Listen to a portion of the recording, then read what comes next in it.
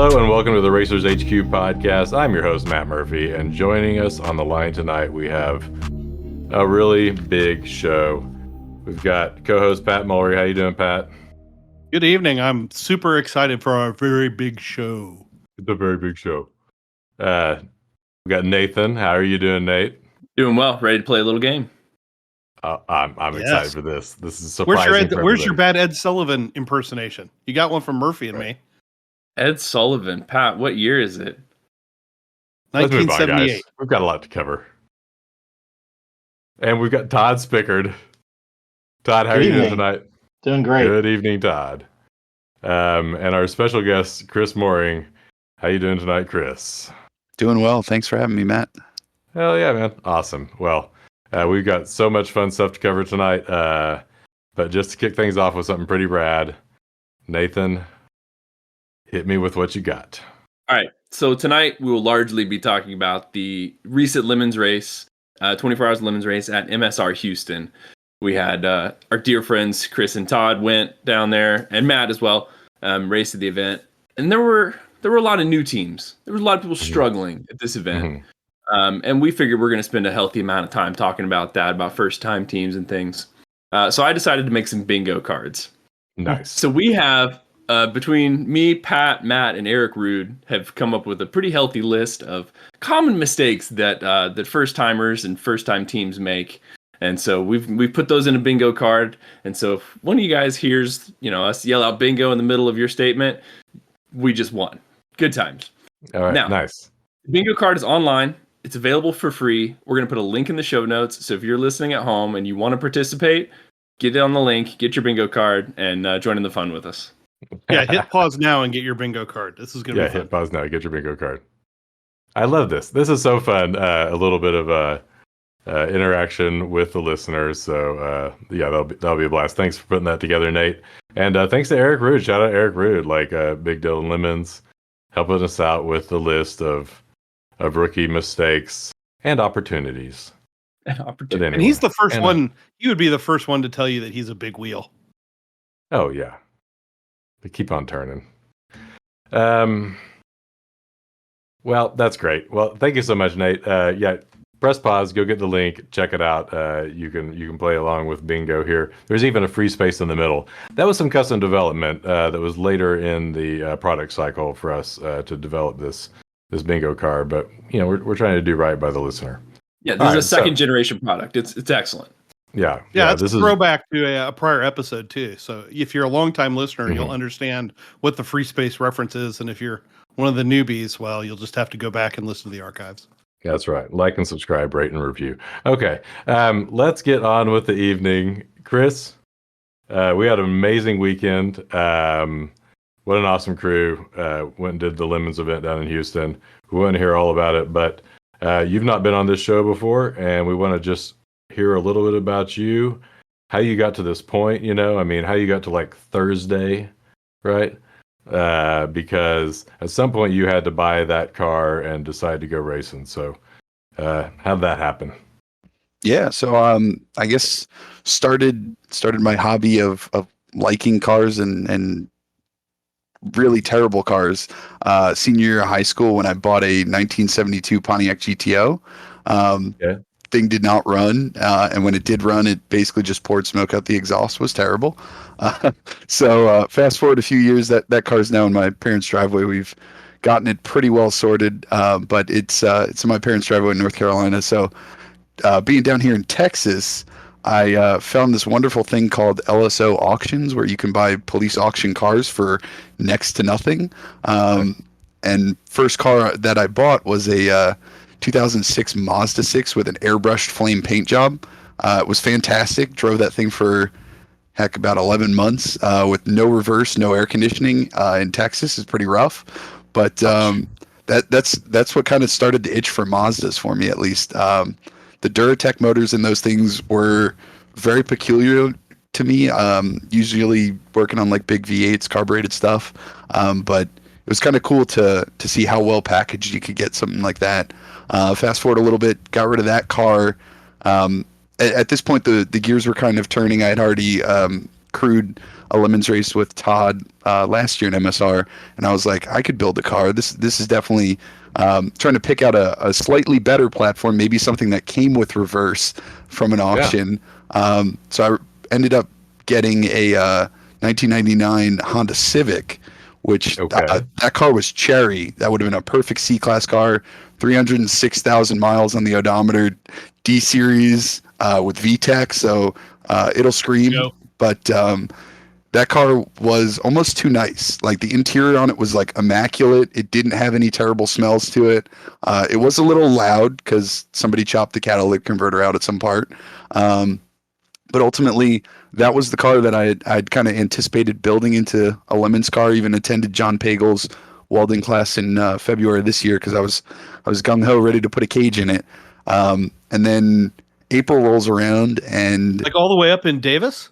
Yeah. I flew into Davis and it was kind of cool. Got to meet a bunch of interesting Lemons people, and including Pagel. But yeah, we put a cage in a Celica that weekend, and I was like, dude, I could do this. Had a proper welder, and then of course my Harbor Freight little flux core one, but was getting ready to pull the interior on that car, and like a week or so later, I'm doing a DE up at Eagles Canyon with Todd, and somebody had posted selling a Lemons 929 on the Facebook page, and they were like, just looking for $2,000, comes with spares, comes with radio, comes with a bunch of cool stuff. But I was like driving Lemons car with a cage already in it, needs safety stuff like belts and fire bottle, but like that's a drop in the bucket compared to just putting a cage in a car. So at that point, threw the Civic up on Facebook Marketplace, sold it for $2,000, which was the exact amount I needed to buy the 929. So in the eyes of my wife, it was an even swap, outside of the fact that the look in the driveway was definitely a little different. But yeah, flew into Pensacola, got a Penske rental truck with a trailer, and dragged that home, which that car nice. Definitely, like, I needed the rental truck just for all the spares that it came with, like wheels and everything. But didn't do a whole lot to it. Replaced the whole fire bottle system and of course the belts, but that was about really all outside of like brakes and plugs and just little odds and ends, but that was about all I had done to really get it ready before like kind of Thursday rolled around. Nice. So that's a nice recap. Nathan, what you got? So the Mazda 929. This is an extremely common, I mean, it's basically a Camry, right? They're just everywhere. Junkyards are full of them. The streets are full of them. You probably didn't have the only truckload of spare parts in America, did you? So apparently, yes. I had, it came with a spare motor and a spare transmission, a bunch of suspension parts that are discontinued on Rock Auto, so you can't even get them anymore. But yeah, they didn't make a whole lot. If you try and look up how many they actually built and imported to the U.S., you can't get a finite number. But I would say there's not a lot because we've learned since the race how difficult it is to find parts for these cars. Yeah. The rear wheel hub or whatever is unobtainium. You might as well 3D print them or something. But I have access to 3D printers, but I don't know if I'd go that far. Yeah. What you need is access to 5-axis mills. There we go. Let's make it happen. Sin cuts in. Does Sin cuts in do it? Ooh. Maybe. I don't know. Anyway, okay.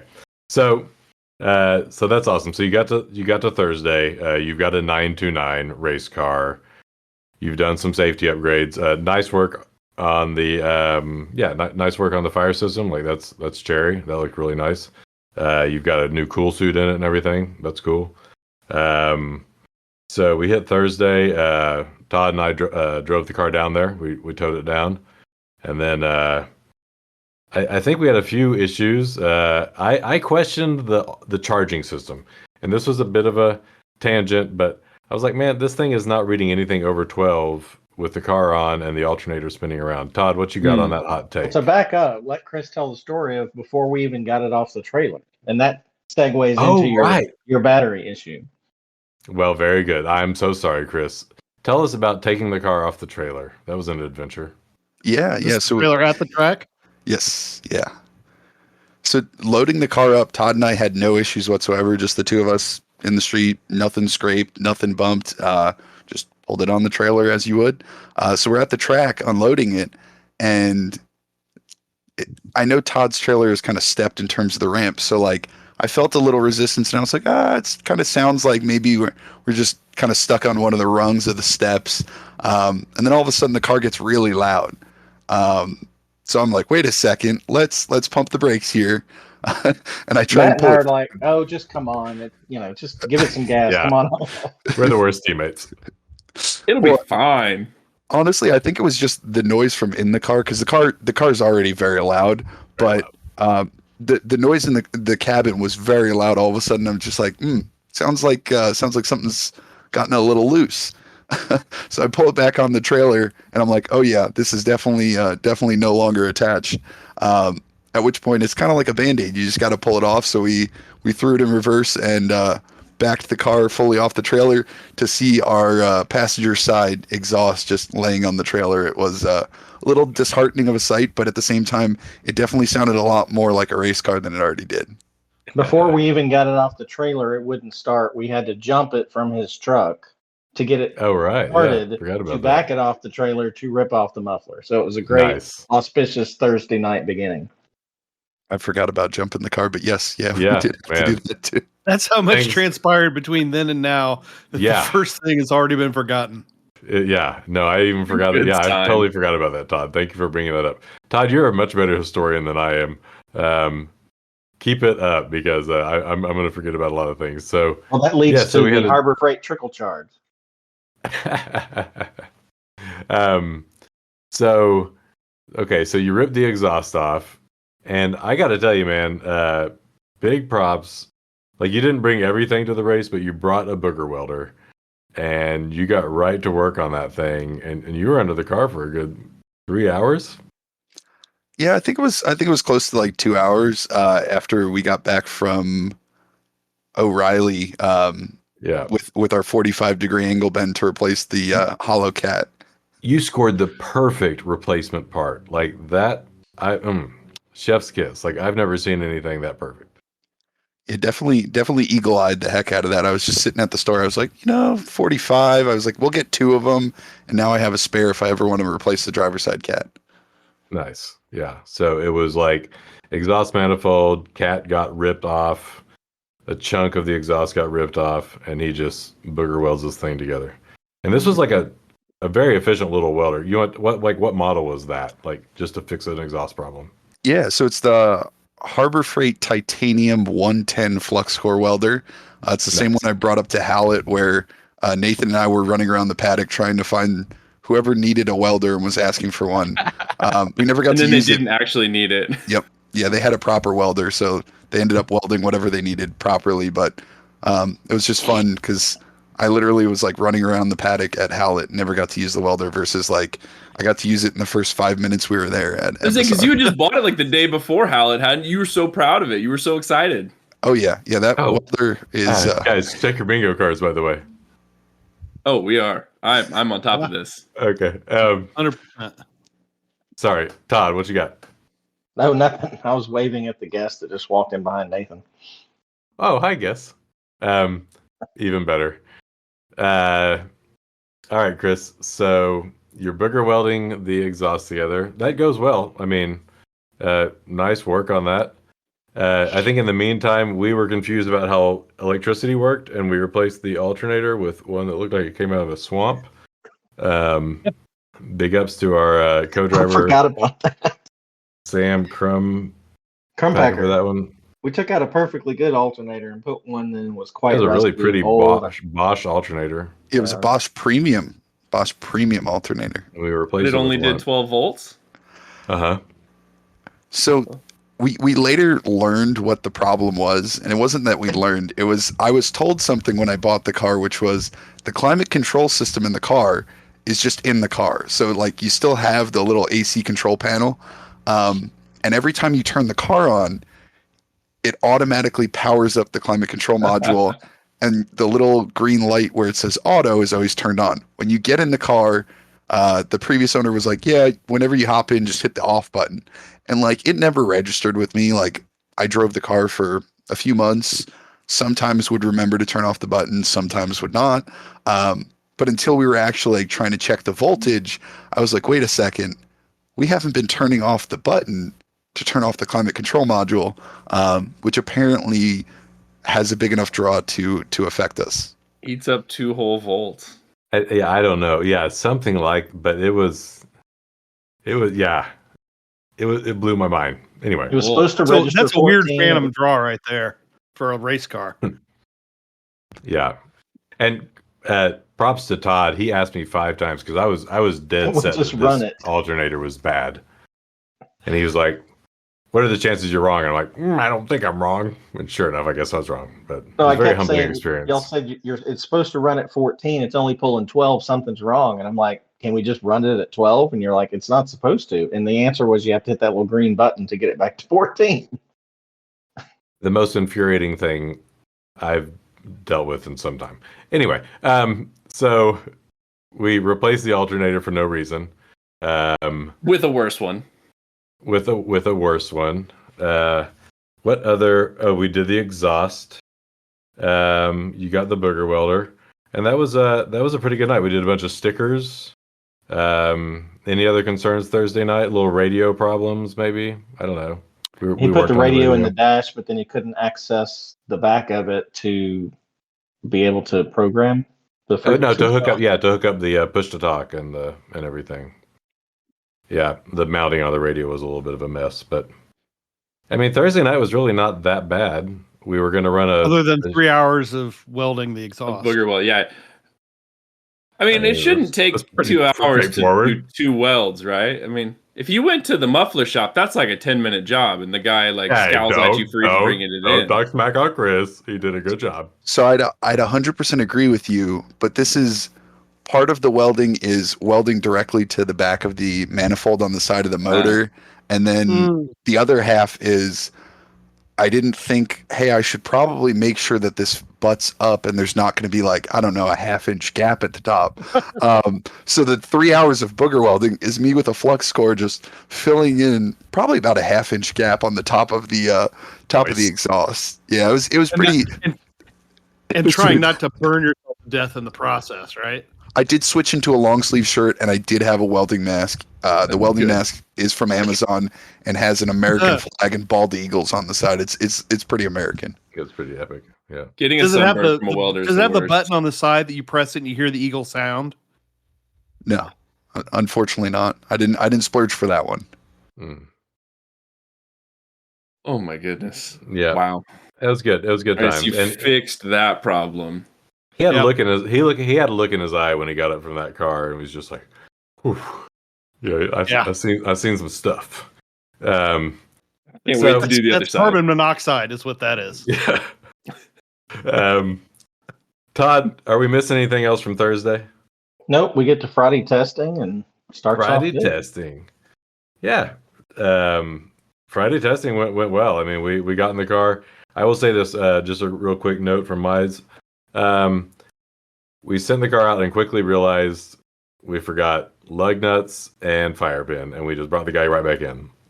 But these are things you do, and we made the choice that you need to make is bring him back in, and we'll fix that real quick because that's no bueno, right? Right. So I think we took 30-minute stints for testing. It went pretty well. I think I went first. Chris went second. Matt, did you go third? I think so, yeah. Yeah, and then so our fourth team member was Sam Crumpacker. He's a friend of mine from NASA CMC, longtime Mustang driver, really good guy, great mechanic, and excellent driver. So Sam is on his test and tune stint and comes back in and shreds the left front tire. I mean, it is just in pieces. Yep. And what was the reason for that? Those tires were probably not in the best condition, I'll be honest, because those were the tires the car came on. And I had done like a DE the weekend prior. Plus, they were, as we learned from actually looking at the tires once we took them off, they were two different sizes of tires, two different brands of tires, and they weren't even matched up. It was like diagonal of the two of the two 235s. One was in the front, one was in the back, and then the same thing with the 225. So it was like the fact that we had made it that far with those tires was mildly impressive. Does Did you this even count check as the wrong tire tires? pressure? Really solid stagger management is what that is. Did you even check the tire pressures? I Yes. believe, Matt, I think did. number I'm all about 26. tire Oh, pressures, okay. you know me. All right. And I Thank think you. that Avoiding negligence. the tires Kinda. had tread on them, but I think they aged out. I think these They suckers look had like been our sitting- comps. They had been sitting somewhere for a long Mm. time, and they just disintegrated due to age. So I have a do you garage think full the of code crappy was on- old did you ever R-comps look? if anybody wants them. we did Did you not ever look look at what the date date code was date on code. it? Like 15s. It's fine. Everybody survived. And it gave us a chance to put the car on the stands and figure out how the car was doing. And then that's when I come in. I'm quite helpful in putting the new tires on, the race day tires, the Saturday, Sunday tires. So I'm zipping those back on, and I notice a little wiggle on someone. It was either Sam or Matt's over my shoulder, and I kept zipping them like again and again and again. And someone said, "That's already tight, but the wheel's still wiggling." So that's where you discovered this bearing issue. And this is the rest. This is like another hour worth of content from here on. So hang on, guys. So we're like, this bearing is bad. What do? You know, it's time to replace the bearing. And Chris, he has the part, right? It's a very obscure process. You have to, step one, which becomes a very big deal, is remove the axle basically from the hub assembly. And then you press the bearing out of the hub, and and everything works out from there. So as long as your axle's not seized, you're in good shape. Right, as long as your axle is not the same entity as the hub, then you're in perfect shape. But that didn't seem to be the case. We started taking things apart, started making lists of parts we needed to go get. And then I'm going to give us our free space right here. We used lots of hammers. We used hammer, PB blaster, flamethrowers. Yeah, we sent people to the store to get a torch. We used the torch a lot. PB blaster plus torch. Yeah. Other teams came over to help. Anton. Bigger hammers with pry bars. Pullers. Many people. Pullers. I think we broke someone's 3-prong puller. We destroyed a 3-prong puller. We did Everybody replace it. was trying to help, and that thing was not budging. We removed the entire rear hub assembly and all of the random arms that come on it. And that is a double multi-link suspension. That is a rear wheel steer Mazda luxury multi-link suspension. And it looks like a Kraken. There are so many arms and conrods and sway bars. It is a damn mess. And you have to drop the rear cross member. You have to drop the cross member to remove the axle. So this axle is seized into this unit, and the other end of the axle is trapped inside of that assembly by the frickin' cross member. So you have to drop the whole rear frickin' thing. It's the most infuriating thing. Anyway, we got it out of there. We soaked it in PB Blaster for overnight. And I don't know. I think we went and had Mexican food, but Saturday morning, The important thing.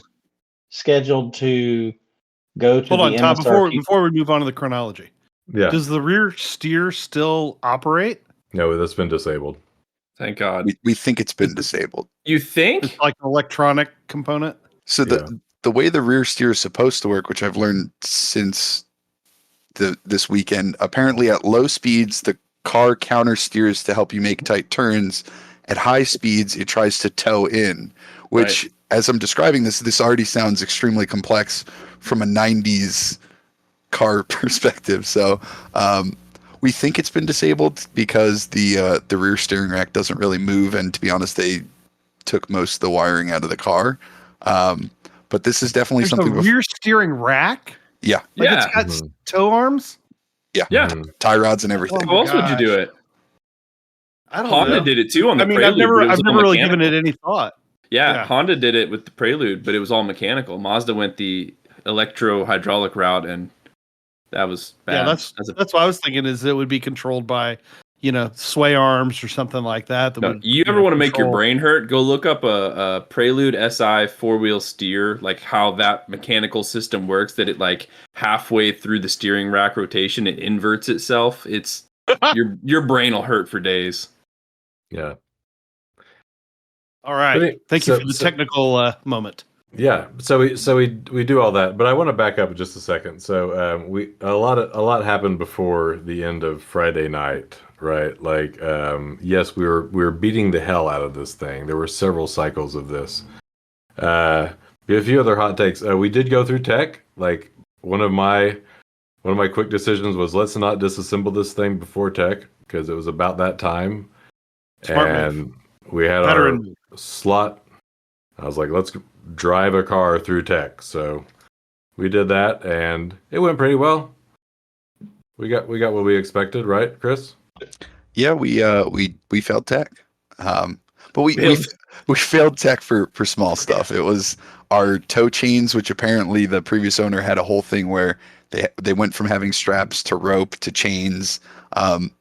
And to be honest, I thought the chains were totally fine because they had been previously used. You could tell because some of the frame horns were a little bent from the chains. But when Matt came back with our replacement chains, I very much so realized that there's a difference between putting paper clips as a chain versus putting something of substantial weight.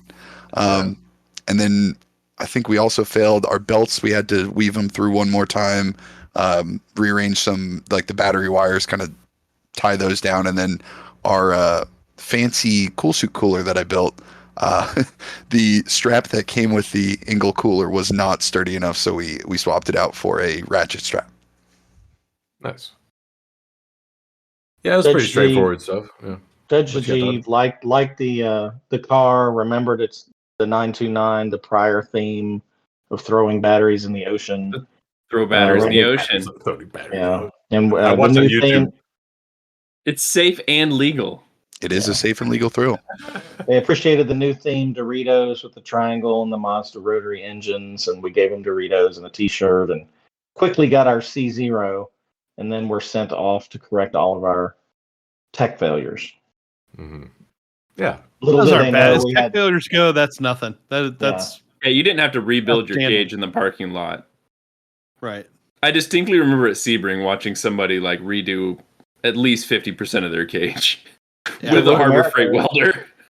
At Road America, they made us redo some of the welding, and we had to borrow a welder and go in the garage and work on that. Oh, that's right. For this IROC that I was driving in. We got it done. It was just, they kept... Because Champ Car is okay with incomplete cages, but not limits. Everyone thinks my car's passed tech before. They always find something new, or three things. Yep. That sounds about typical. So, okay, so yeah, we do go through tech. We get our C0. Everything's going fine. By the way, yes, throwing batteries in the ocean. Guys, look it up. It's the best YouTube crank call ever. So good. I have other things. Okay, so I have to complain about this. My cool shirt connection wouldn't work, and I was the odd man out on this. But apparently there's two standards for cool shirt connections. Yes. What? Oh yeah. In the world? It's like one is medical and one is everything else or something. Yeah. I remember Eric talking about it, how it frustrating. I'm gonna get an adapter. I had to steal Todd came through though. Todd came through clutch with the connectors. Todd, what do you know about those? You just have where to find them on Amazon? I mean they're very close. It's just there's like 3 extra rings on one of them. One of them is Cool Shirt brand and one of them is Cool Fast brand or something. And they look identical, but they're not. And I've got both types because I've seen it before. But isn't it like one of them works with the other, but not the other way around? To like, yeah, I kind of thought that. Yeah, because one of them's just bigger at the base. Yeah. And then you might be able to slip the other one. Anyway. But then, Todd, you don't use the fittings at all, do you? Do you still just jam the hose onto the barb every single time? No, I have the fittings. It's just I use the barb because that way everybody can switch in and out without having to have the fittings. You don't experience leaking with that? Oh yeah, there's always water in the floorboard. Fire. It works. I didn't say it works well, but it You can't works. burn the car down if it's underwater. That's right. It's extra fire suppression. If the car is already in the ocean, you don't have to throw the battery in there. There you go. We also had a problem with the radio. We had no TX. We had full support from Troy. Nerdy Radio's Troy. He was in the paddock a lot, and he's Todd's favorite person. And we enjoyed lots of visits from Troy.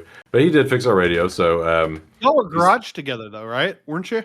Or did well, that he not gave work out? he gave his garage to the Ranger Road. What is it called? Thank you, Ranger Road. Oh yeah, that's right. Okay. And Cool. those guys are awesome, by the way. They're really cool. That is They were the ones with the coolest- hand-controlled Nissan Xterra.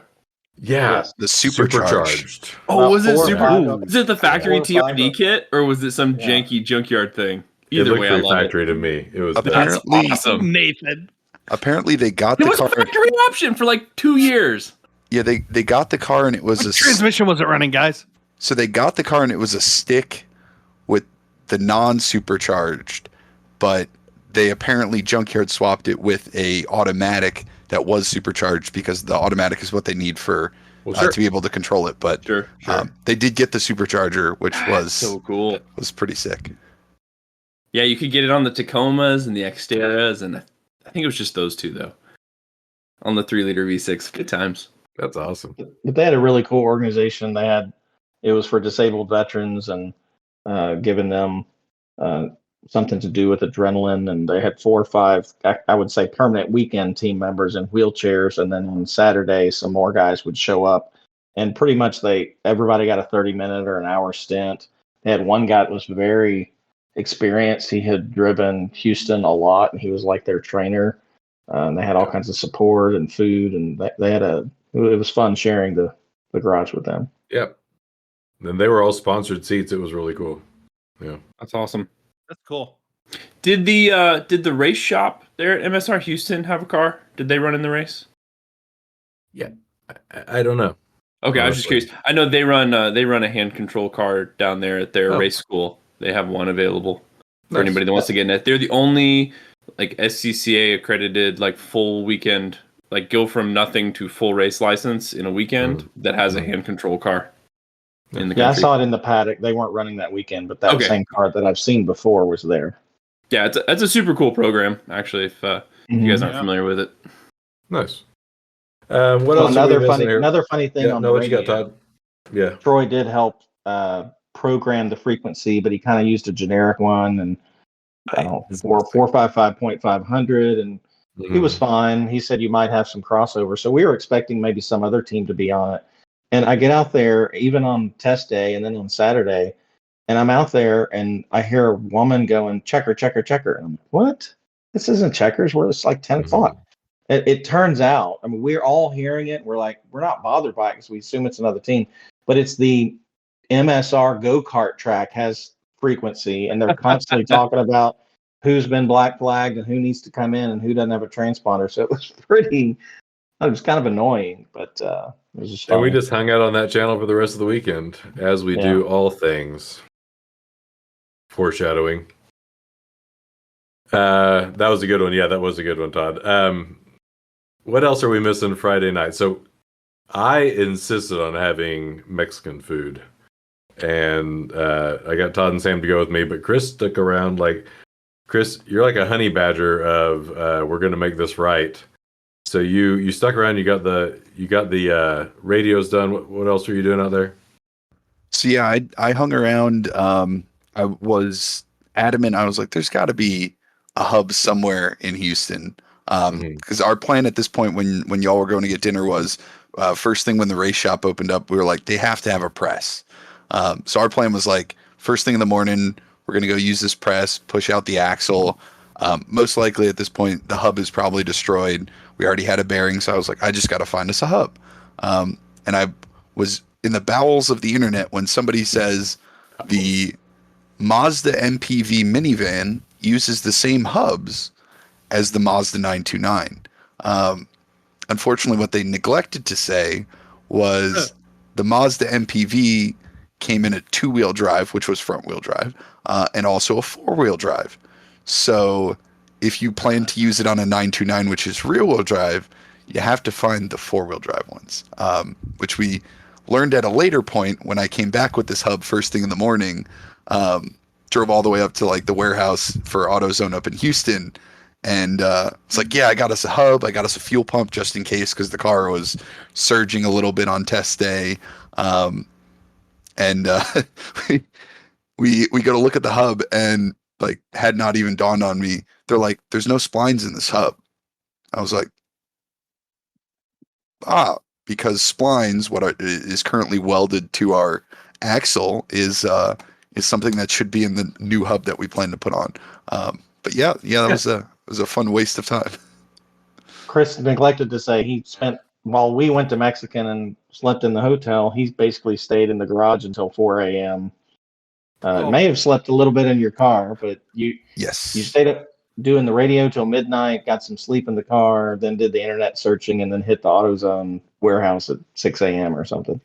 Yes. I was doing the radio with Troy till about midnight, where we finally got one frequency programmed into the handhelds, and we also had to factory unlock the Baofeng radios. Apparently, I bought from the one eBay seller that doesn't sell factory unlocked ones, but it's as easy as pressing a couple buttons and turning them on.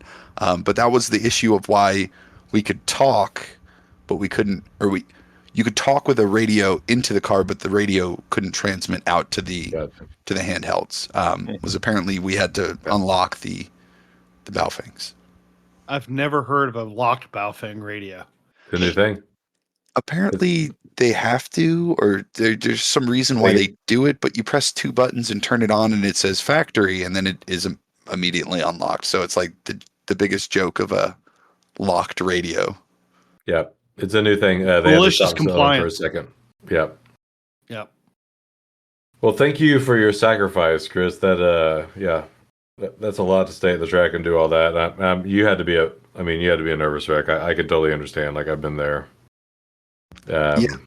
Yes. Yeah, I was definitely at that point. I was kind of, because at that point we had chatted about the possibility of like, hey, we can 2-person drive Todd's truck and trailer up to Dallas and pick up his race car, the Mustang, and try and bring it back down. And then we'd have to figure out. That was Valerie's idea, by the way, Pat. Yeah, we'd have to figure out how to get the Mazda back home after we put it back together and kind of limp it onto a rental trailer or something. But at that point we had kind of committed. We were like, we can do this. We can definitely, we have a C-class car. We can be a C-class team and do this. Yeah. Which transitions to Saturday morning.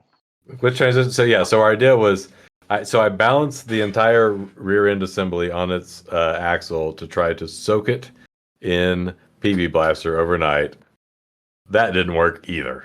And we transitioned to Saturday morning, and we end up taking that thing to the pro shop by like 8:30 a.m. Chris and I walk in there and try to see if somebody's there early, right? It opens at 9, but they were super cool, and they led us back there, and this guy's like, let's put it in the press.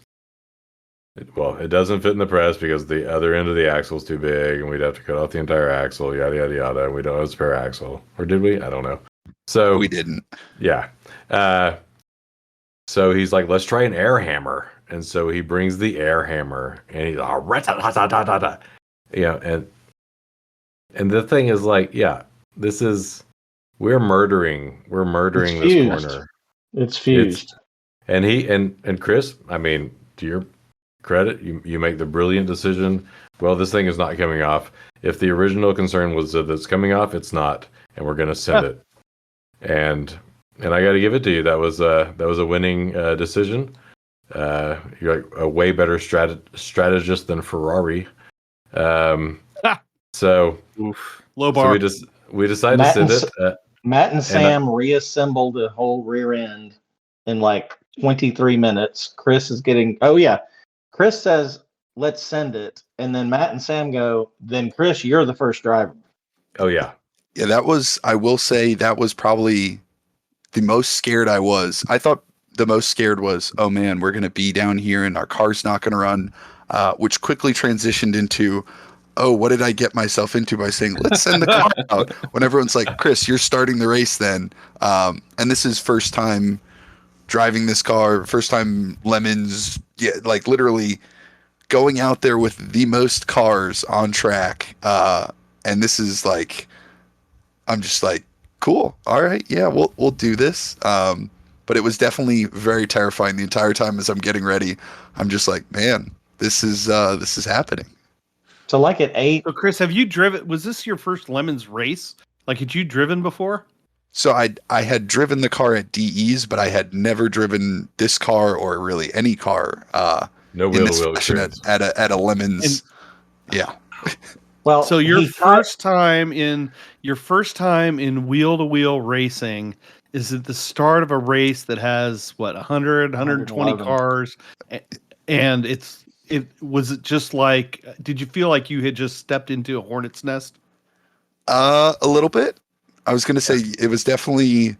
I mean, up until this point, I also wasn't entirely sure what it would feel like to be driving a car with a bad bearing. But you stepped into a hornet's nest with a hand grenade tied to your butt. Right. Not knowing if the left rear wheel is going to fly off around the last turn into the tire wall. What's the worst that could happen? Exactly. We're in a car with a roll cage. We have safety belts, fire suppression system. The safest place to be on a racetrack is in your car. That's what they always say in the drivers' meetings. Always say. Yeah.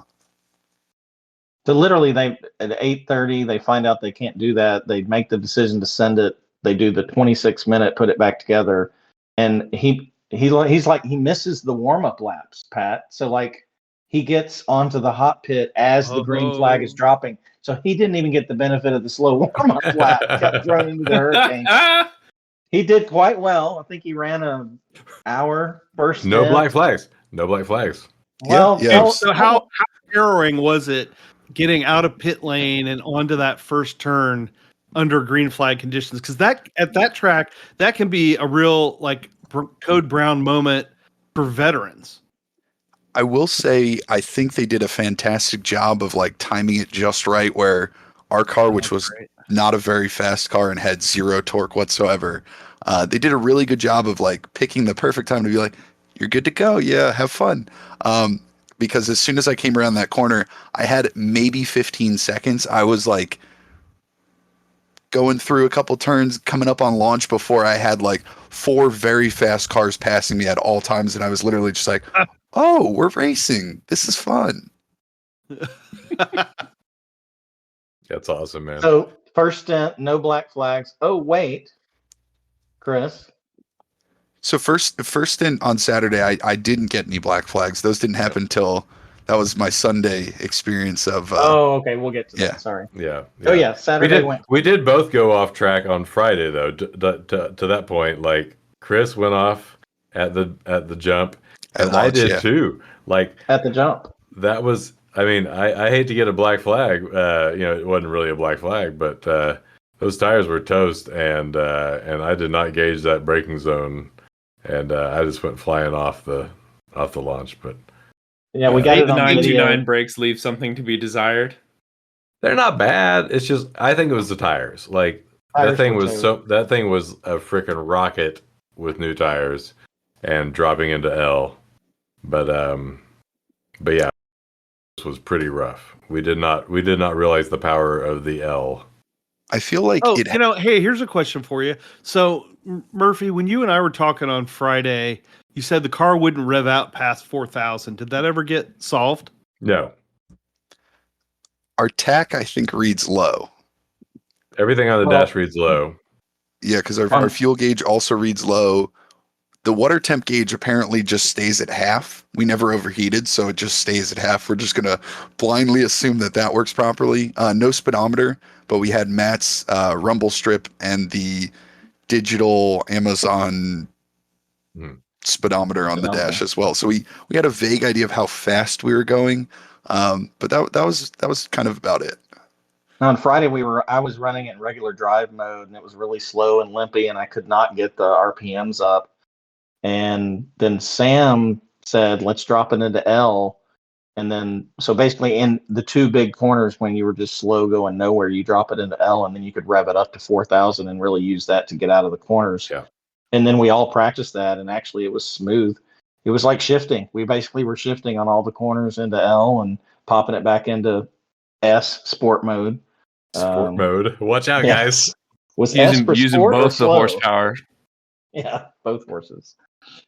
Yeah. It's basically an M3.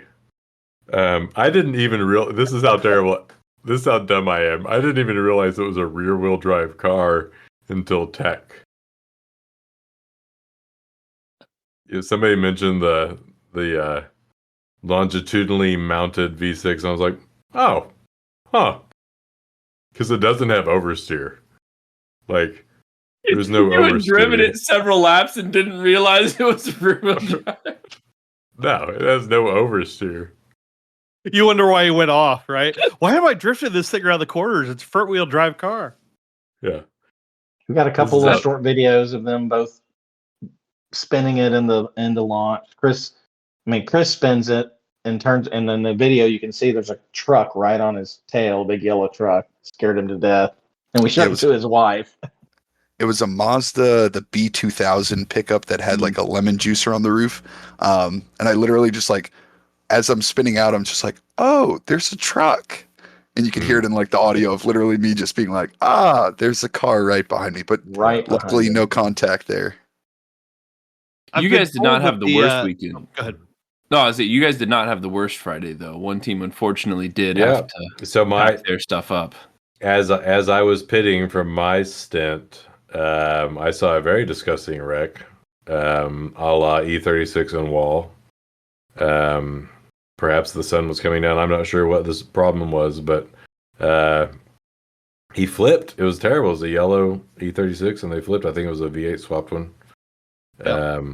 Pretty Driver rough. was okay, but it was driver walked okay. away. Yeah, driver's okay. Yeah. Good. Yes. I mean, We got a that's little mental. bit of it on the video. Matt was pitting, and so out of the right corner, you can barely see this yellow car. And I think something broke, and it just went straight into the wall. was, I mean, yeah. he's Ooh. coming out of the carousel. He's It was his ball turning joint. to the right, It's and confirmed. then it just keeps going Oh, straight right into the wall. Pretty violent.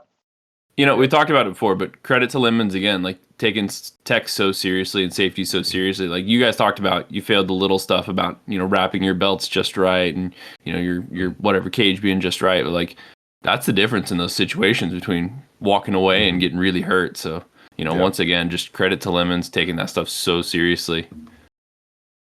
Yeah, for sure. And then that happened again. That happened again within the race, but Different car. different car, same yeah. spot, exact same spot. Different car, same Really? spot. Yeah, that's a Exiting yeah, the carousel, right hand turn, and then hitting right around the tires at the wall.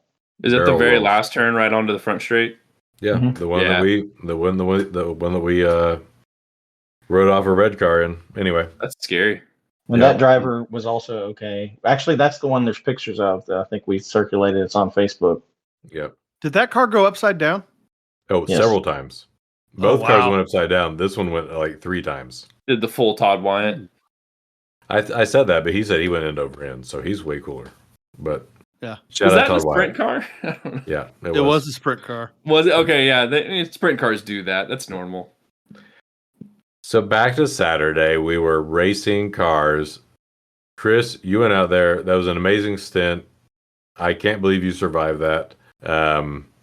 Like, kudos to you. And then we started just doing our thing, right? We started turning laps, doing pit stops, and driving the car. I mean, Chris, did it seem super sketchy to you at that point, like the wheel bearing, or was it just kind of medium sketch? I think it was medium sketch. I didn't have like a great baseline because in DE you don't really, you're not really pushing against other cars in the same degree. And then on Friday the car seemed very stable. Mhm. I will say, I think like me pushing the car is also not the same degree as to y'all as I'm not as experienced. I think my fastest lap on Saturday I think was like 228 or was it a 231? 231. Yeah, it was. You It was got a little 240 on Friday, 231 on True. Saturday. And then Matt and I got 214, but Matt and Sam both got 207. So they're the expert drivers. But literally taking that 929 at a 207, they were hauling. Yeah. I mean, Chris just now found a video of this car from the prior owner from 2 years ago, and they were running 210, 215s really smooth. And that Matt and Sam got 207, they were hauling. So we were pushing But the the car was on carrying Saturday. extra batteries before. Yeah. Yeah, they just need to drop them off. I mean, it's like, what's the big deal? Well, the problem is at MSR, there's only a lake. There's not an ocean, so you can't throw a battery in the lake. You got to wait for the ocean. That was the problem. Galveston's not that far away. Come on now. Yeah, it'll be an ocean before too long. So I think we moved up. There were 27 cars in Class C, and we moved up from like 12th to 7th to 5th. We went, we didn't think anything of it. We were just saying where we were. And then overall, when you start your first 5 laps, you're like 78, and we moved up to 43. So that was 15 cars immediately blow up in the first 5 laps. Yeah. But we were like, good. The car, everybody got their stint. The car's running. We figured out drop it into the L, and we were in the top 50. We were in the top 10 of 27 in C. So we were like, hey, this is good. Let's just go get our laps. Yeah, and Todd was baseball coaching the shit out of this situation. Like, Todd, you did a great job. You were just like, you were on top of it. You were checking all the stats, keeping us in the groove, right? Like, we were hitting our pit stops. It was a good weekend. I mean, it was a good Saturday, right? Like, we just, like, you went out there. Sam had some great feedback. I gotta tell you that Sam, he's not on the call tonight. Wish he could be. Maybe we'll have him on soon. But he had some great coaching notes. Just like real quick work around here's the fast lap, right? Is like you're downshifting into L in the braking zone and sugar and spice, murdering out. You're doing it again in the back S's and staying in L all through that section. So you're just like torque, various, a little bit more torque than normal. Just absolutely screaming 3,800 RPM. Screaming. Yeah. And then you're doing it again through Diamond's Edge. And it was huge. And that thing could take carousel. I mean, it could do the carousel. It had an amount of grip. We had some decent tires for Saturday and Sunday, and it could pull off the carousel. But yeah, just accessing that torque using that L mode on the transmission, seemed to work. I got a special treat Saturday night. I got to see Matt Murphy in his prime dancing. Oh yeah, so we had a party Saturday night. So those guys that the guys that ran the MR2 with the giant wang that were in front of us for like a couple laps at Hallett. Number 111. Chris or Dave, something like that. So it was their 10-year anniversary. Yeah, spin it to win it. They had a big party, and I liked to party, and we did party, and they were spinning some line dancing records, and I am a huge fan of line dancing things like Cupid Shuffle, various line dancing songs. You get the point. They had barbecue, and then they had a bar, and they had a mixed drink machine with spicy margaritas, and Matt was partaking. We were only 4 garages down from them. We're sitting out in the evening on our chairs and mingling, and all of a sudden Copperhead Road comes on, and Matt jumps up. Copperhead!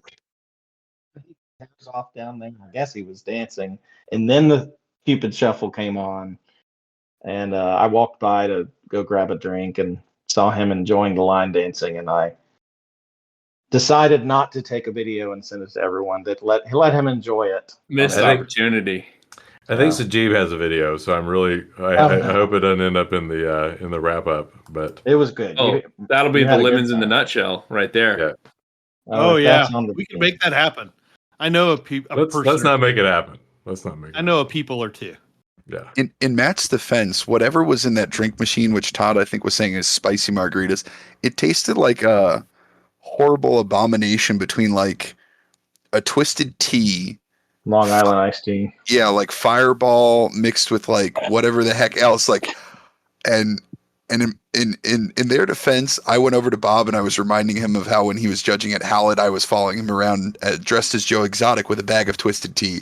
And he said, "Oh, do I have something special for you?" And got me a cup of what was basically straight liquor. And I took like maybe 4 sips of it, like had a small amount of the cup. And I was like, wow, this is absolutely terrible. Matt was right behind me, gets a full cup of it as well. And Matt was like, yeah, this is rough, but like it'll get you where you need to be. Which I mean, rough but free. Yeah, I mean, I got to give Matt some credit because I wimped out. I finished a little bit of it and I was like, I think I'm good for the night. But Matt powered through it, and apparently that got him in the dancing mood. Yeah, it was a good time. You know what, guys? I had a good time. I remember a strong fist bump there with the only other person line dancing there about 10:30 at night. And I appreciate Todd's patience because I think he was the only person waiting back as I continued to try to explore my line dancing skill set. But yeah, that was a good time. I guess real quick, we'll wrap up Saturday here real quick. But Chris, your whole family came to the party, and it was great. It was great to have everybody there. Your wife, your dad, your mom, cheering on the team, and they were helping out in the paddock. So that was cool, man. Thanks for bringing them out. Yeah, they had a really good time. I was surprised that they were willing to kind of dive in as far as they did. One other thing with Saturday night, which kind of foreshadows what Sunday was going to look like.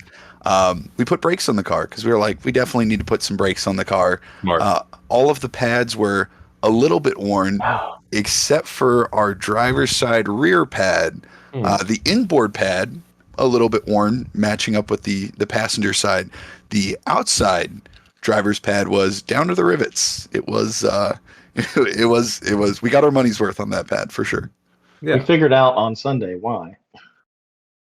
Yeah, so when your wheels wobbling back and forth, and the caliper is fixed, things get worn a little bit strangely, right? So yeah, We read put your pads.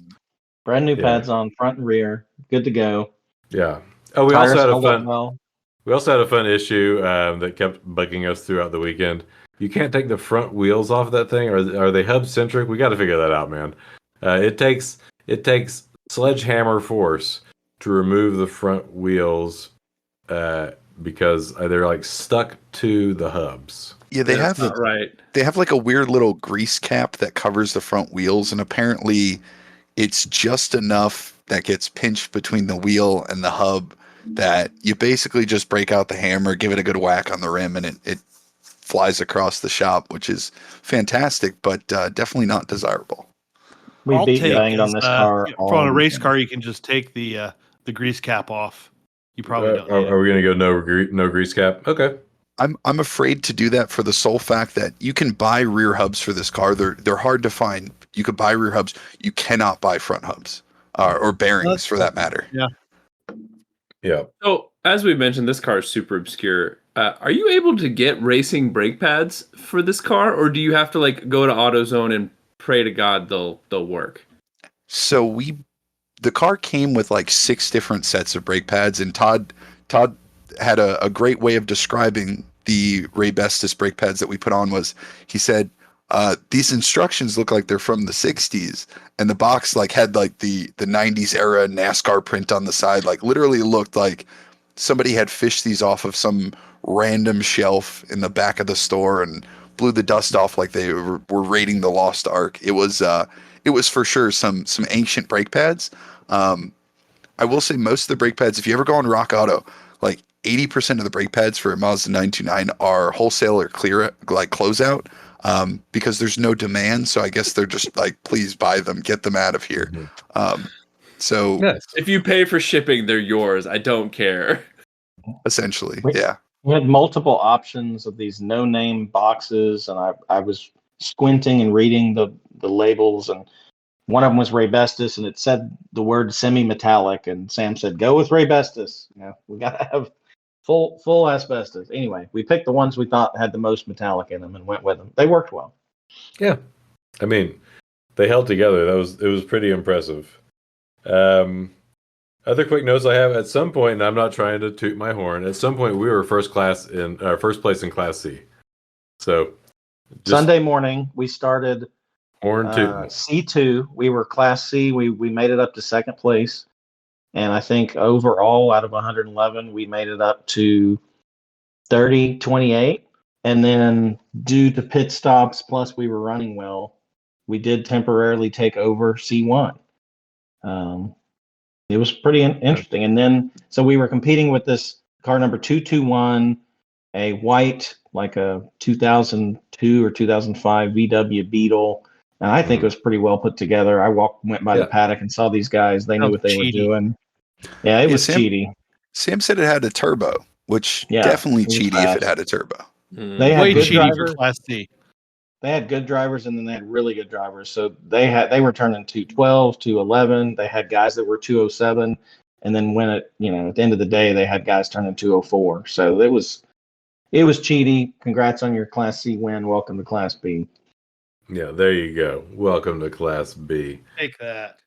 Take that.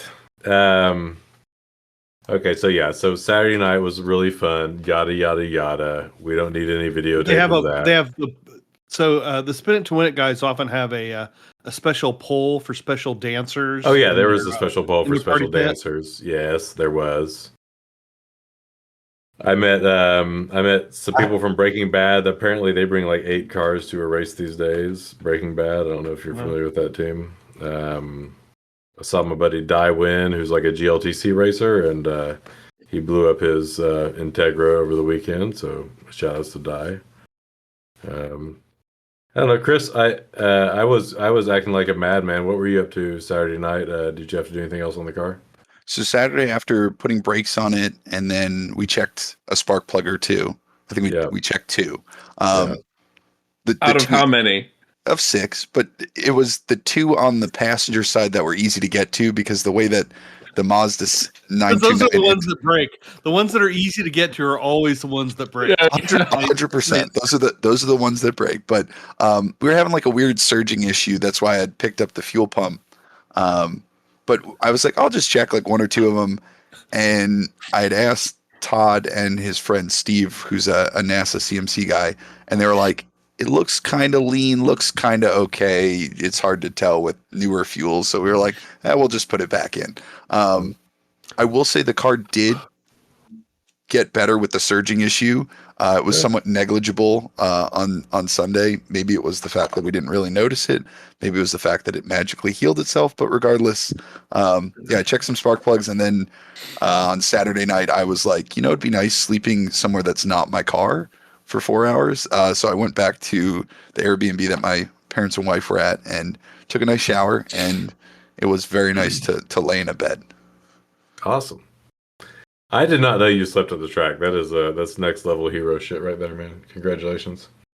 Hey, before you go, Matt, there's an observation on that is we kind of mock it, but there is no place on earth where magical thinking endures beyond all rationality than late at night at a racetrack, right? Like, how many times have we been through that? Like, oh no, I'm sure that clunking, it'll be fine.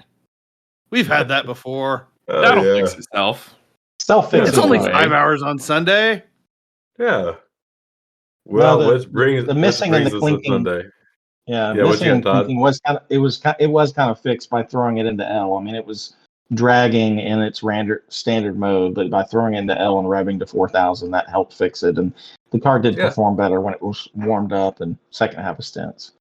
So Sunday. So along that line, I'm going to suggest, Chris, before your next race, you probably want to change your trans fluid. Yeah, the transmission is a known issue on this car. The team before I got it had put a brand new transmission, it was a rebuilt transmission in before Barber, and they still only had gears 1 and 2. And the fix was apparently the transmission control module, which I currently have cornered the market. I bought all of them on eBay because you can't get them, and they're like $30 to $40. So I bought like 7 of them. So it's like musical chairs. Whenever one of them starts to die, you just throw a new one in, which was funny because at one point Matt was like, yeah, if you shift it into L, it flashes hold on the dash. And I was like, no, that's a stored transmission code. We have no way to read that. That's actually the transmission, please, like telling us like, please stop. But yeah, Don't do this to me anymore. yeah, you just kind of ignore it. And it works fine. I mean, it shifts through all 4 gears, which apparently was an issue in previous races with the car. But yeah, now we have a transmission code that just flashes on the dash. It shifts. Yeah, Sometimes. another thing you might want to think about is if you're going to keep running an AT, is getting a cooler on that, because that'll really improve your longevity. Yeah. I think we may have one. I have to double It check. does. I think it does. Yeah, it's got an oil or a trans cooler. I don't know. It's got an extra cooler on it somewhere. We should trace that back. Yeah. That's a good point, Mulry.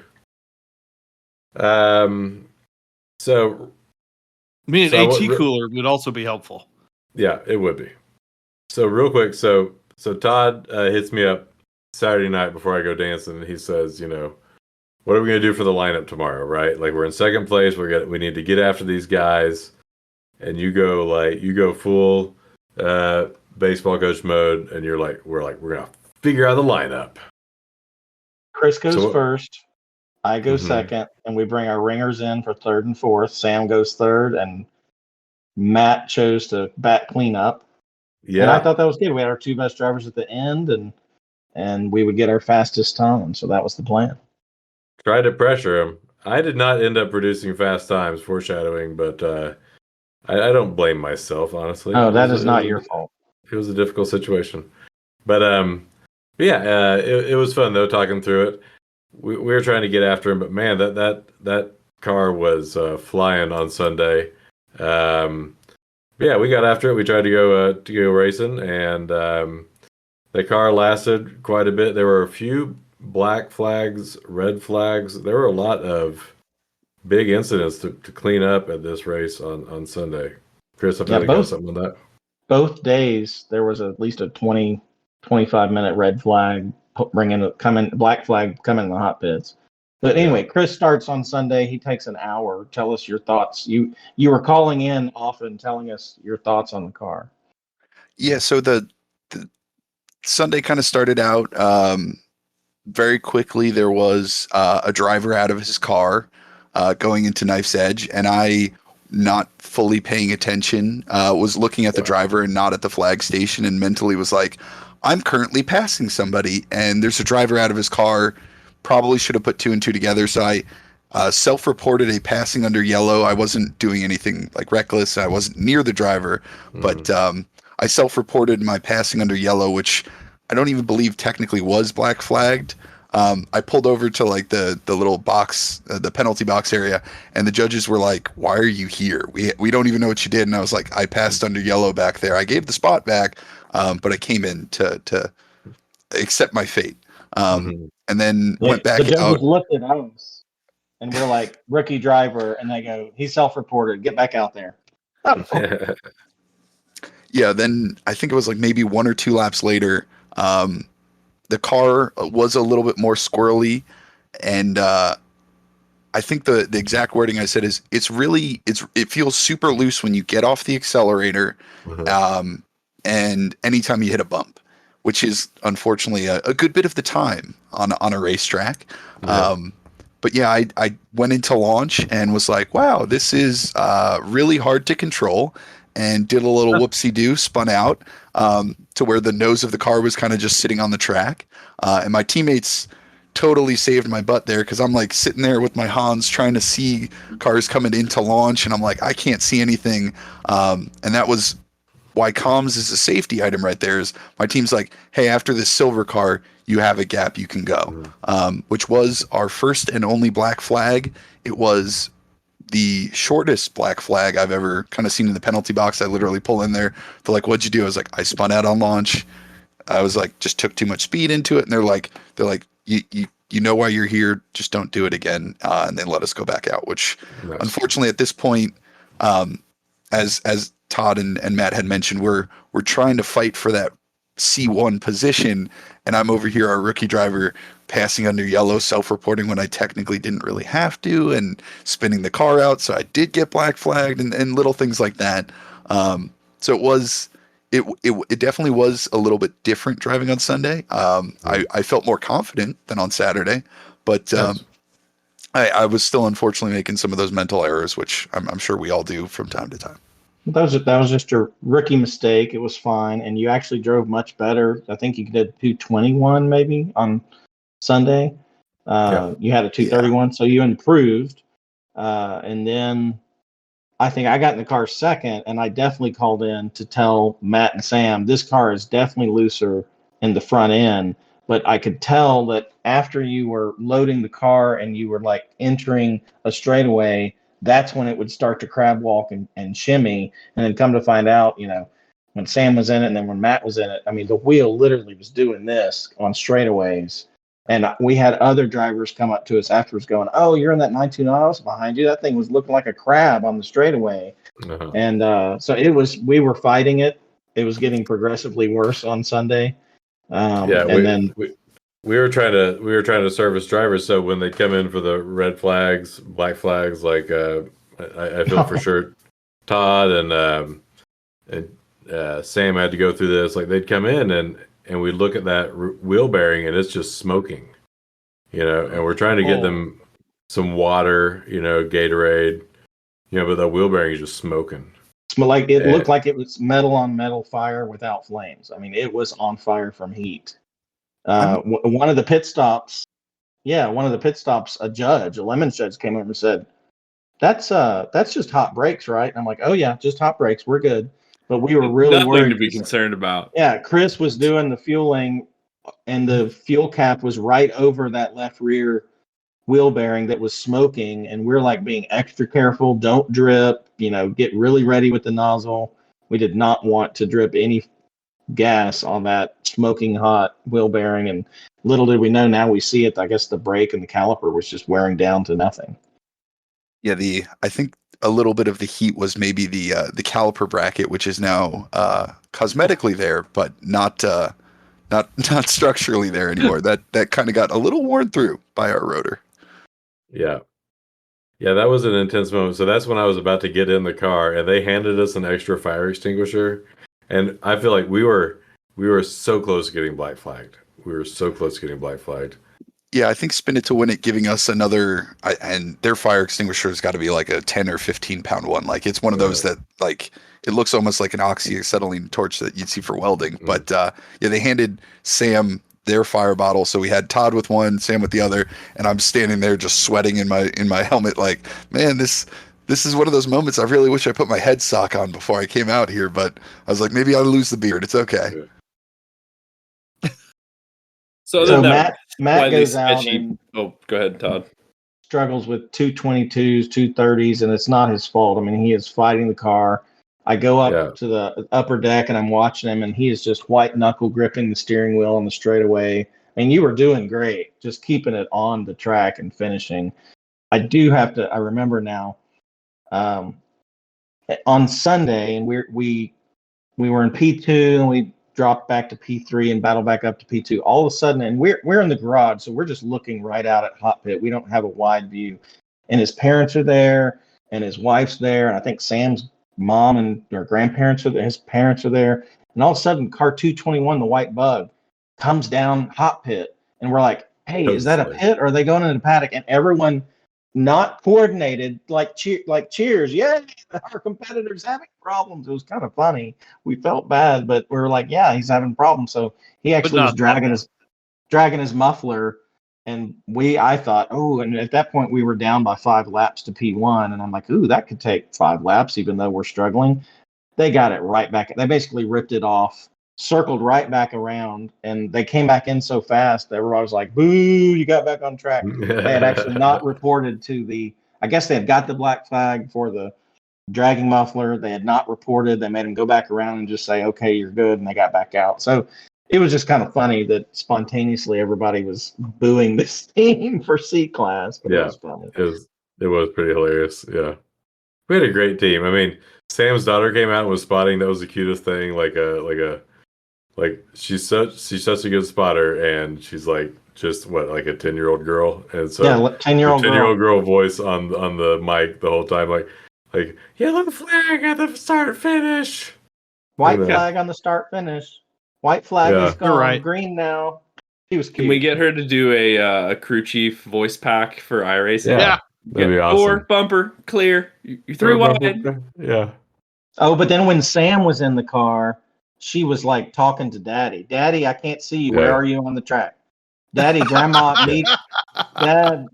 needs your truck keys. Yeah. Where are they? And Sam is, pulling 211s around the carousel, going, "Tell Grandma the truck keys are in the car and the code is 32." I mean, she was just talking to Dad.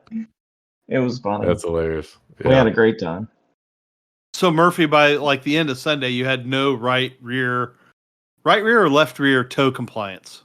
Left rear. So I'm sure it was difficult. Like I think it changed from Saturday, pretty good car. Like honestly, like I like driving it. Once we figured out the shifting and everything, it had good grip. We put some decent tires on it, decent brakes.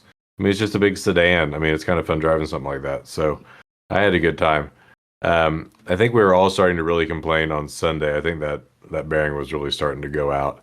And then, sure enough, like 5 laps into my stint, like my hour and 50 stint to finish up the event, I hit a pothole. There's this big pothole on the outside of Diamond's Edge. And then it all started going wrong. Like it was violent variables, rear toe through all right-handers, right? Like to where you're sawing, like there's this oscillation where you're sawing to save your life like 3 or 4 times through a corner. And like one time I came off of the carousel onto the front straight, trying to just carry a little speed on the front straight, and I almost spun it hard into the wall. And so from then on out, I had to like take it more at like, I don't know, 55, 60. But it's like you just couldn't take right-handers with much confidence, and it's a clockwise On a track. right-hand turn track, yeah. Yeah. I mean, I was a son of a bitch in the carousel, but aside from that, like I had nothing, and it was scary. It made me think about a lot of scary things. Like it really did. Like it was scary. But we all had our safety gear on and we kept it on track, and it was rad as hell, and somehow we pulled it off, and we took the checkers and second place, and I don't know. It was so cool. P2 and 20th overall out of 111, which is just amazing that Unreal. we all drug that hunk of junk around that track. 14 hours, 290 laps, and 680 miles, and we finished and did as well as we did, which leads to the surprise at the award ceremony. Chris, your turn. Yeah, so the whole weekend, I was like, we have an interesting car. We had a clever theme. We were Simp Motorsports, Simp being suckers, idolizing Mazda projects. Doritos theme, which I now realize was even funnier because the car that was P3 in C class was a Funyuns Subaru Forester. So it's Doritos and Funyuns fighting over P2 and 3. Nice. Which I realized today, that. and I was like, man, that's awesome. If only 221 had a chip theme as well. But yeah, they're going through all the awards, and I was like, org choice, that's 100% going to spin and win it. They had the whole party potluck. I was like, I think we could win like judge's choice or some weird thing. We're not running Yokohama tires, so we're already out of that one. And they get to the Index of Effluency, and Sajeev starts talking about cars that could compete, or cars that were developed to try and compete with like the Lexus LS 400. And he's like, and Mazda decided to take a crack at it, at which point like my eyes lit up. I was like, oh man, this is actually us. Which was definitely it was awesome. I would say like that was like the cherry on top for like everything we had gone through up until that point to get the IOE. I mean, it wasn't something that we were anticipating or like even expecting in the slightest. I mean, it's a Lemons race. There's always going to be some cool cars there. Plus this car had run in Lemons races before. So we were like, yeah, I mean, could it happen? Sure. Was it something we ever anticipated? Definitely not. But it definitely made all of our efforts, I would say, that much more worth it. Cause, I mean, out of 110 cars, there's only 7 or 8 awards that they actually pick and choose. 3 of them are already decided. And then of course Yokohama they just pick out of a hat. So it's definitely a really cool honor to have them kind of recognize us for doing the most with the worst, which I think very, very actively and accurately embodies what we did. No, that's awesome, and it makes it a slightly less financially crippling operation for your first race, right? That too. Well, I would say it's more the repairs are slightly less crippling. Mhm. Chris kindly you said, got to "Hey, replace your whole like left rear at this point, right? yeah." Chris Yep. sent a text and said, "Hey, we got this. Do we want to split it 4 ways?" And on the drive home, Matt and I quickly said, "Nah, you need to put this back in that rear end. We're not getting in this car again until you get a new rear end and some fresh tires." Yeah. So we look forward to the resurrection.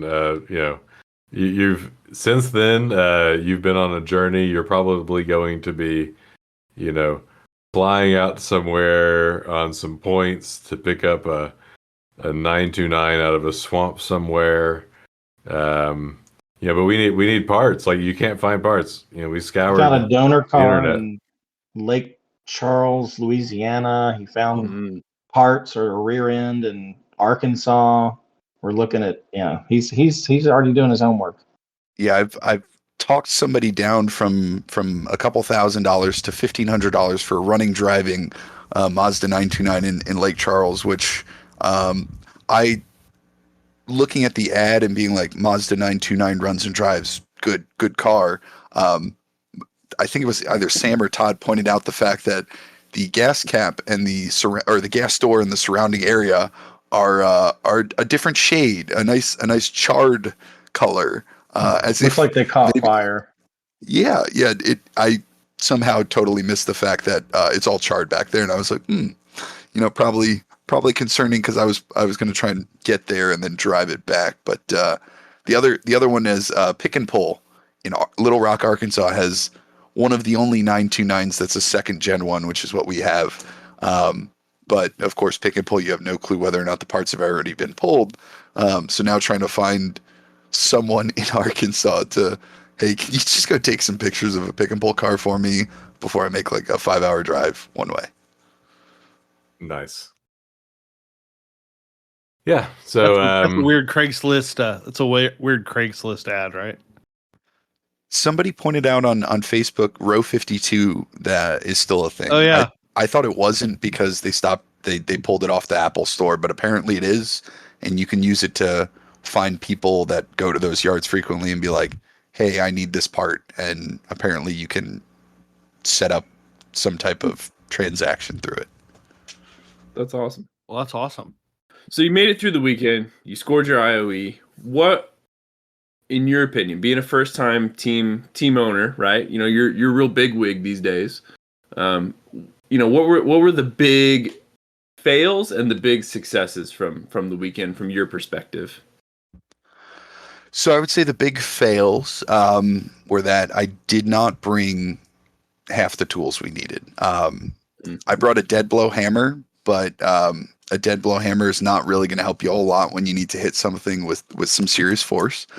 Didn't bring any pullers, didn't bring any form of like pressing stuff. Thank gosh for Lemons and Harbor Freight, because we at least were able to acquire the tools to use.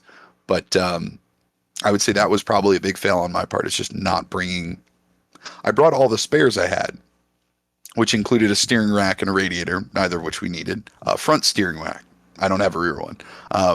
But I brought maybe just weld that one in place, right? Yeah, I think that's what we're probably going to end up doing is Harbor Freight booger weld just the both ends so it doesn't act up on us. But yeah, didn't bring enough tools. I think that was probably a misstep on my part. Another big misstep. I was the only person who had looked over the car prior to the race. Because it's registered as an antique here in Texas, it doesn't get annual inspections. It just has a 5-year registration. So outside of me looking at the car, technically no one else really does.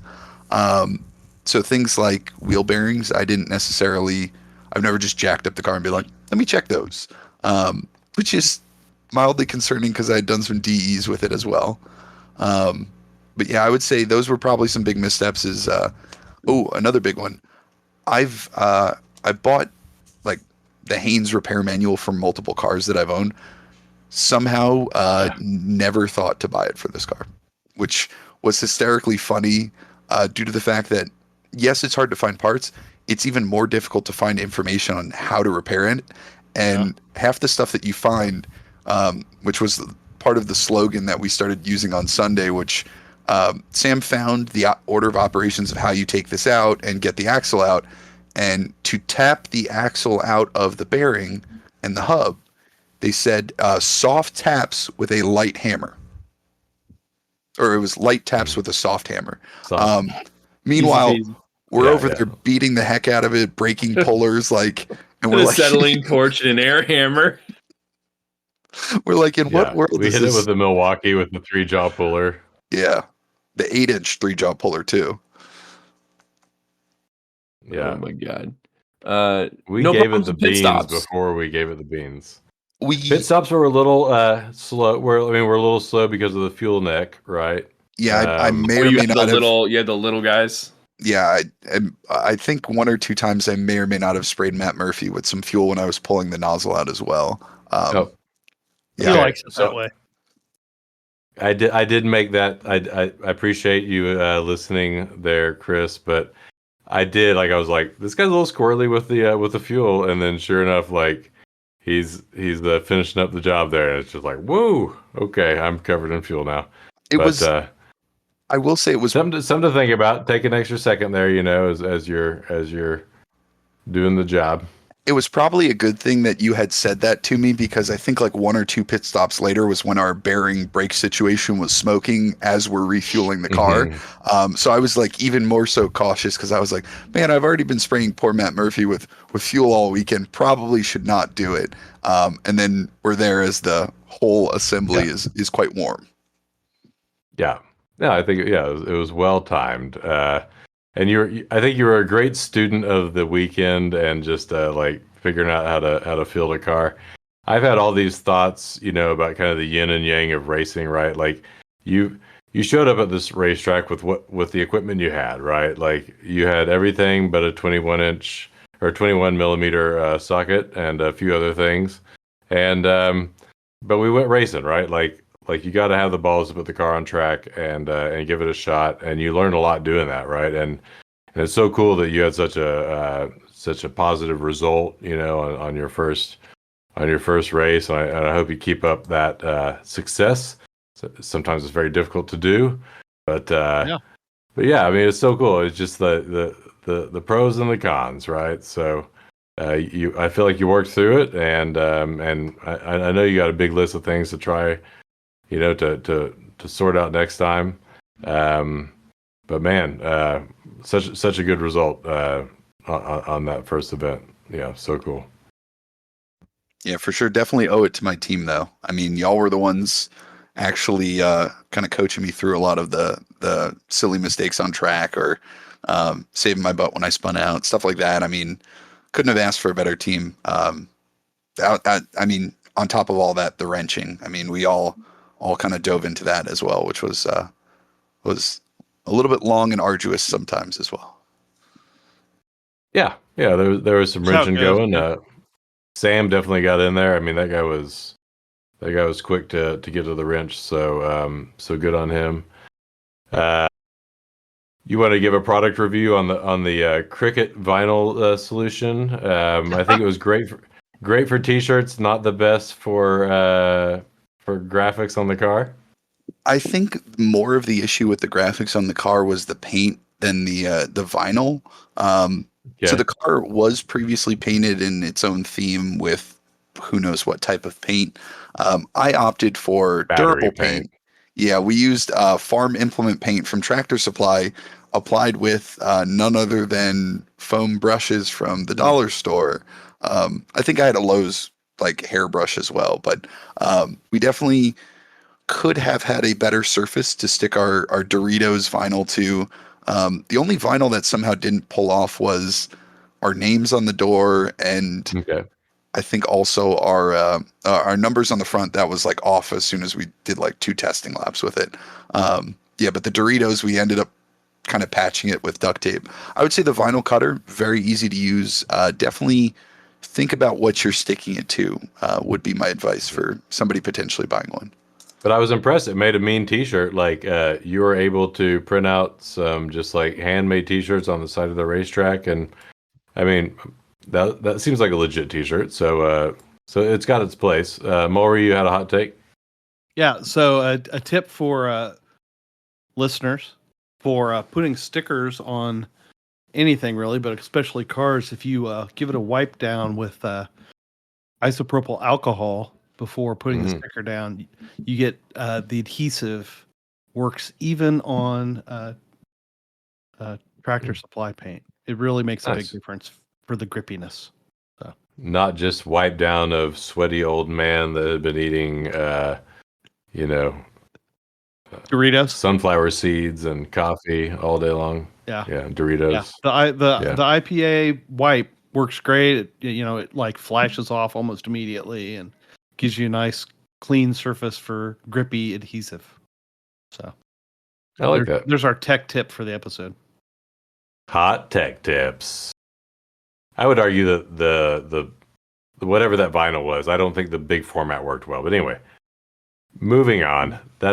We've got other hot takes. Any other hot takes from the weekend? I mean, like our favorite thing, I think you guys were talking about this when I had stepped away, but our favorite things are lessons learned. I mean, anything else we need to take away from this weekend? Three-jaw puller was kind of handy. Yeah. What are the things that you wish you'd know? Like if we have anyone out there who's thinking about doing this, hasn't ever run a race before. I mean, like, managed a race before. What would you've already said a couple of them. I don't mean. Would you have competed in a race prior to this, before owning and then competing in a car? If you had it to do again? I'm one of those people, and that's one of the things that I wish I had kind of known before the race. I'm one of those people, I get anxious about like breaking other people's stuff. So it was definitely one of those things where I was like, if I'm racing a car in the series, I'd like to be the owner. So that way, if like I'm beating up the car, I don't really feel bad of like, oh, I totally destroyed that clutch in that car. Like, ugh. But yeah, that was one of the things I wish I had known kind of before the race is just, you get a little anxious. And there was some like drama on Facebook about people posting about bad experiences they had with other teams and stuff. And I was like, the last thing I want to be is that team owner who shows up to the track and like their cage fails tech. So we don't even get out on track. And then like, I'm like, well, we have to figure out how to make this fair to everyone. So I would say there was a good bit of anxiety leading up to the race, which was something I kind of wish I had known beforehand is like, hey, you're going to have an awesome team. The Lemons community is going to support you through it. Like you'll have a good time. So like to not worry about it so much. I mean, the other things I'd kind of said about things I wish I'd known beforehand, like how important seat time is. Hadn't had a ton of it in this particular car. More importantly, hadn't had any seat time really at MSR. So it would have been nice outside of like watching the track video of like how to go around the track and whatnot, and like the Lemons, like the rookie video and stuff like that. Would have been nice to have like an additional kind of feather in my cap of like I've been here before, I kind of know what to expect. Right. One other big thing I kind of wish I knew before the race are fuel miles per gallon. I had vague numbers, and by vague we're talking like I've driven it X amount and I've only used about half a tank, but we also learned that the fuel gauge isn't very accurate. One thing, and that kind of ties into something that I do differently next time, is we know this car's got enough fuel to do longer stints. If we two-stopped and had 4 working bearings, C-Class was ours. I mean, we had fast drivers. We had the fuel to do 3 stints a day, but unfortunately we had other things in our way preventing us from doing stuff like that. And then I think the last thing of like what I really wished I knew beforehand is just the history of the car. Anytime you buy a used project car, you never really know what exactly is wrong with it. That's why some people will strip it down to absolutely nothing and kind of build it back up. That wasn't really what I did. I kind of was just like, hey, here are all the spares that I have. what spares should I buy beforehand, fix the safety issues, and kind of just run it, which is not ideal. I will say there are things that I'm now going to fix on the car that I didn't realize were an issue until I brought it to the track. Some may have been previous things that the previous teams worked around, or maybe things we developed that weekend. But ultimately, that's just a problem with buying somebody else's project, is you never really know what's wrong with it until you kind of delve into it. Yeah. I think those are some great pro tips. I hope that someone stuck around to the end of this podcast to listen to that, because I mean, this is valuable stuff, right? I mean, we're all just trying to go racing, and yeah, I think we learned a lot of good stuff this weekend, and yeah, I appreciate you sharing that. Todd, you got any hot takes from the weekend? No, overall, I had a great time. Chris, thanks for bringing the car and being a great rookie car owner and driver. And real glad to have Matt Murphy and Sam Crumpacker, two expert drivers and expert Lemons racers. It really made the team come together, and we really did do the best with the least. I can't believe, looking back, especially talking about all the things that went wrong, that we kept it on track as much as we did and drove it as hard as we did, and it was a great result. But we had a lot of fun. Yeah, It's awesome. yeah, it was an amazing weekend. Yeah, big shout out to Sam. I mean, he did a great job. He really inspired us all for a bit more pace, and helped us improve our driving. And was there. Like, he was the first person to start wrenching on the car. Like, he put a ton of work into that left rear. He did the alternator swap. The guy was a big help, and his daughter too with the spotting. So big thanks to Sam and to Chris for fielding the car and keeping us going, and to Todd for calling me up. Funny thing, when Todd called me and said we were going to go race a 929, I kind of thought it was a Porsche for a second. And then I realized I was way out of line. But I still love it. It was a blast. Glad we got to stay in the Mazda family. I see Todd's wearing his Simp shirt tonight. That's awesome. Simp, watch out. Watch out, Class C. We're about to be in Class B. Nathan, you got any outros? You got any shout outs? Where'd you guys end up on bingo? I didn't hear anybody shout it out during the show. I did not get bingo. I'm missing fuel fetching and sassing the judges, but we didn't do either of those. Yeah, I'm missing, I got 8 total, or 9 total. I've got a bunch, but the one that would do it for me would be SAE Tools Metric Car. I got worry about race strategy. We did a little bit of that, but we did some math. At some point, Todd and I were doing the math, and we thought we could catch these guys, assuming that the bearings stayed intact. Because at some point, we were 10 seconds ahead of the guys, and like the math worked out. It was one of those like Formula One things where you're like trying to figure out the strategy, but it did not pan out for us. Next time.